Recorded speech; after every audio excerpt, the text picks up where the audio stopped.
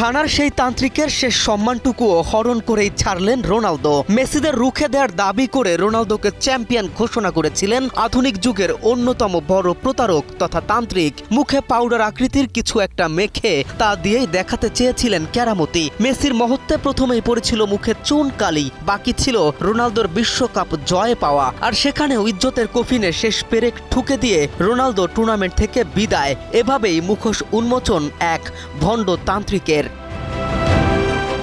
ফুটবলকে ঘিরে একের পর এক ভিত্তিহীন ভবিষ্যৎবাণী দিয়ে সমালোচনার তুঙ্গে স্বঘোষিত আধ্যাত্মিক ব্যক্তি কাওয়াকু বনসাম 2026 বিশ্বকাপে তিনি দাবি করেছিলেন নকআউট পর্বের শুরুতেই কেপ ভার্দের কাছে হেরে বিদায় নেবে আর্জেন্টিনা, কিন্তু বাস্তবে আর্জেন্টিনা 3-2 ব্যবধানে জয় পাওয়ার পর তিনি অবস্থান বদলে লিওনেল মেসির প্রতি সমর্থন প্রকাশ করেন।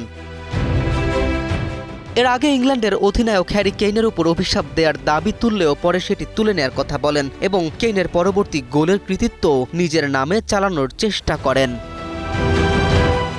আসল ফল থেকে তৈরি সম্পূর্ণ প্রিজারভেটিভ মুক্ত ফ্রুটিকা, পিওর মানে ফ্রুটিকা।